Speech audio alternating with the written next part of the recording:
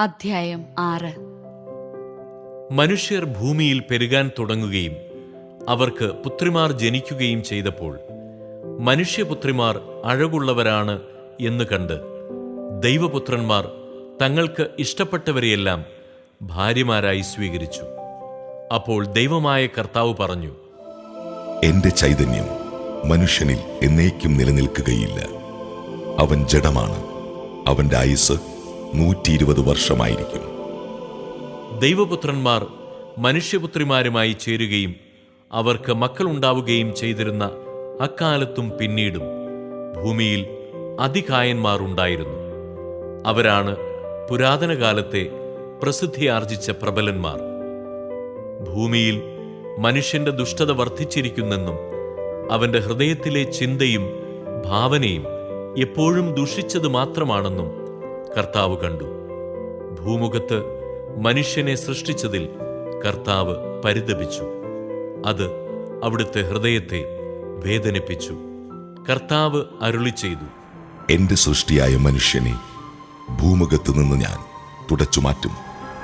മനുഷ്യനെയും മൃഗങ്ങളെയും ഇടജന്തുക്കളെയും ആകാശത്തിലെ പറവകളെയും ഞാൻ നാമാവശേഷമാക്കും. അവയെ സൃഷ്ടിച്ചതിൽ ഞാൻ ദുഃഖിക്കുന്നു. എന്നാൽ നോഹ കർത്താവിന്റെ പ്രീതിക്ക് പാത്രമായി. ഇതാണ് നോഹയുടെ വംശാവലി. നോഹ നീതിമാനായിരുന്നു, ആ തലമുറയിലെ കറയറ്റ മനുഷ്യൻ. അവൻ ദൈവത്തിന്റെ മാർഗത്തിൽ നടന്നു.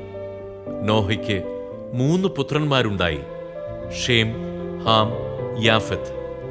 ദൈവത്തിന്റെ ദൃഷ്ടിയിൽ ഭൂമിയാകെ ദുഷിച്ചതായി തീർന്നു. എങ്ങും അക്രമം നടമാടി. ഭൂമി ദുഷിച്ചുപോയെന്ന് ദൈവം കണ്ടു. ലോകത്തിൽ മനുഷ്യരെല്ലാം ദുർമാർഗികളായി.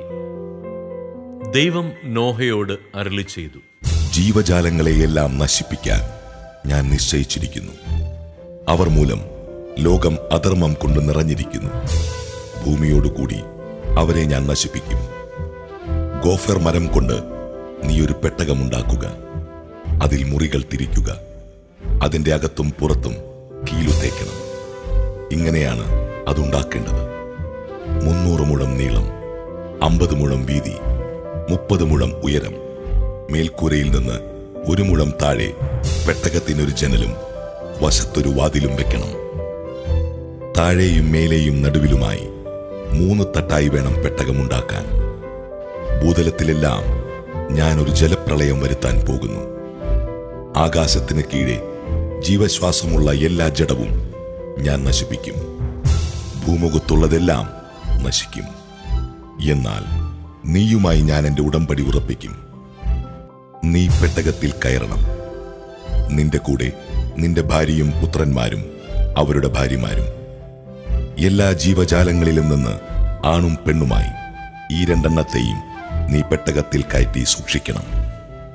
എല്ലാ ഇനം പക്ഷികളും മൃഗങ്ങളും ഇഴജന്തുക്കളും സംരക്ഷിക്കപ്പെടേണ്ടതിന് ഈ 2 എണ്ണം നിന്റെ കൂടെ വരട്ടെ.